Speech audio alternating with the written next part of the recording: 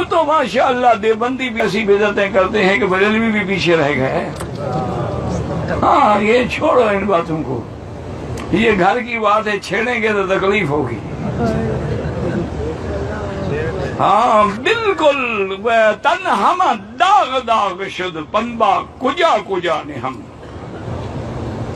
جب تم لوگوں نے بھی تھوڑی تھوڑی ڈھیلی ڈھیلی باتیں کر لی ہیں تو دشمن کو تو پھر موقع ملے گا نا.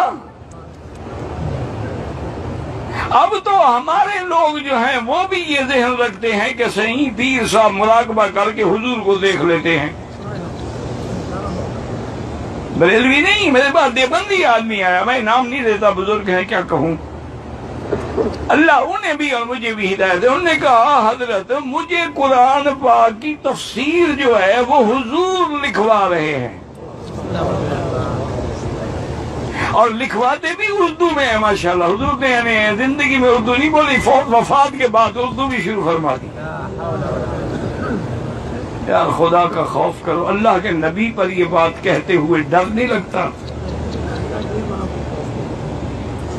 اور ایک اور بزرگ ہیں وہ کہتی ہیں کہ جب بھی کوئی مشکل ہوتی ہے نا تو بس میں مراقبہ کر کے بیٹھ جاتا ہوں اور حضور پاک سے پوچھ لیتا ہوں.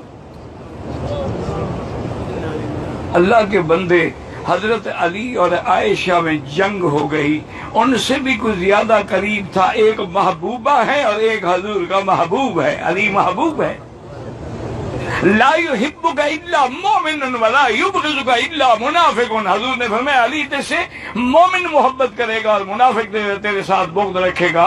وہ محبوب ہے. اور عائشہ محبوبہ ہے، صدیقہ ہے، زوجہ ہے، طاہرہ ہے، مطہرہ ہے. ان کی لڑائی ہو گئی. انہوں نے تو نہیں پوچھا حضور سے کہ حضور فرمائیں کیا کریں ہم. تمہارے مولوی کو جرأت ہو گئی حضور سے پوچھ لیتا ہے. حضرت حسین اپنے بچوں کے ساتھ شہید ہو گئے اور خدا سے ڈرو. حسین نے بھی نہیں پوچھا نانا کربلا جاؤں کہ نہ جاؤں.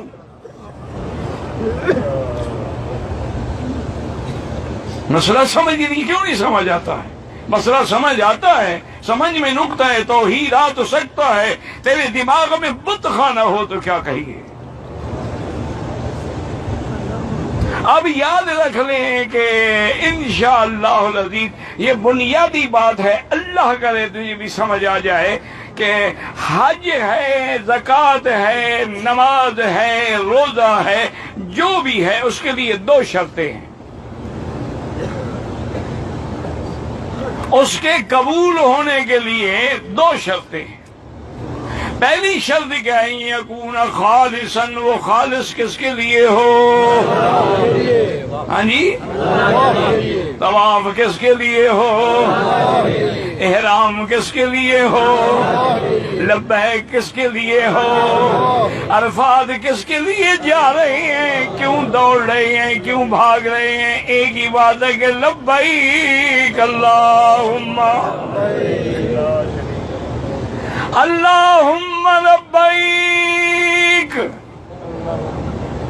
میں حاضر ہوں، میں حاضر ہوں. اللہ فرماتے ہیں میرے بندے تیری حاضری اس وقت تک قبول نہیں ہوگی جب تک تو میرے شریکوں کا انکار اور میری توحید کا اقرار نہیں کرے گا.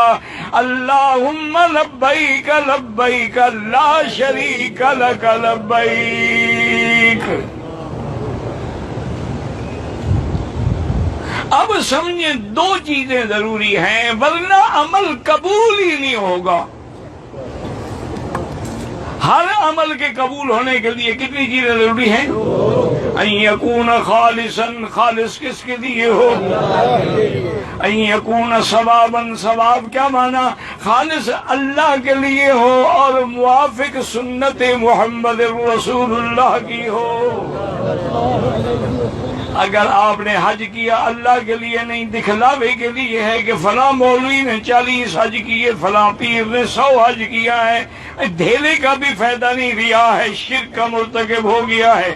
اور اگر تیرا حج سنت کے مطابق نہیں، حضور کے فرمان کے مطابق نہیں، اللہ فرماتے ہیں مجھے قبول نہیں ہے، میں تو ہر وہ عمل قبول کروں گا جس پہ مہر ہوگی محمد رسول اللہ کی۔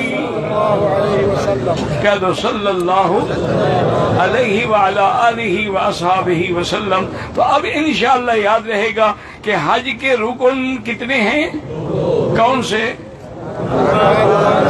عرفات اور اچھا، اور شرطیں کیا تھی کہ احرام، اور اس کی یوں سمجھ لو کہ اگر ایک آدمی احرام ہی نہ باندھے حج نہیں ہوگا، نیت ہی نہ کرے، عرفات میں کھڑا رہے تب بھی حج نہیں ہوگا۔ اچھا یہ تو ہو گئی چار چیزیں۔ اب واجبات کتنے بتائے تھے وہ یاد ہیں؟ چلو آج کے درس میں یہ دو باتیں یاد کر لو۔ واجب کتنی ہیں؟ 6 ہیں، ماشاءاللہ، یہ بھی اللہ کا شکر ہے کہ یاد ہیں۔ اور اس کے بعد عمل کے قبول ہونے کے لیے کتنی شرطیں ہیں؟ 2 ہیں۔ کون سی؟ خالص عمل کس کے لیے ہو؟ قربانی کس کے لیے ہو؟ نماز کس کے لیے ہو؟ لبیک کس کے لیے ہو؟ اللہ کے لیے۔ اور دوسری کیا ہے کہ موافق و سنت، موافق و سنت رسول اللہ۔ اس کی ایک چھوٹی سی مثال تھا کہ خدا کہے تمہیں مسئلہ سمجھ آ جائے۔ کہتے ہیں جی اگر ہم 12 ربیع الاول بناتے ہیں، میلاد مناتے ہیں، عرس مناتے ہیں، اور بزرگوں کی مزاروں پہ چادریں چڑھاتے ہیں، اگر مناتے ہیں، تو مگر وہابیوں کو پتہ نہیں کیا ہوتا ہے، یعنی ان کا مذہب اگر سے شروع ہو کے مگر پہ ختم ہو جاتا ہے، نہ قرآن ہے نہ حدیث ہے۔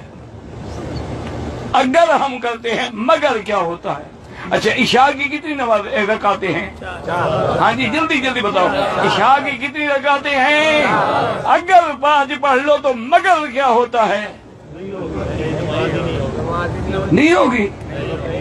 اچھا اگر تم 9 کے بجائے کل عرفات جا کے بیٹھ جاؤ تو مگر کیا ہوتا ہے؟ یہ اگر مگر کیا ہوا؟ اب دیکھو نا جی کہ صفا مروہ ہے، کتنے چکر ہیں؟ کہاں سے شروع کریں گے؟ ختم کہاں کریں گے؟ اگر کوئی مروہ سے شروع کر کے صفا پہ ختم کرے قبول ہوگا؟ کیوں؟ وہ موافق نہیں سنت رسول اللہ کے۔ حضور نے شروع کی ہے صفا سے، تو صفا سے شروع ہوگا تو قبول ہوگا۔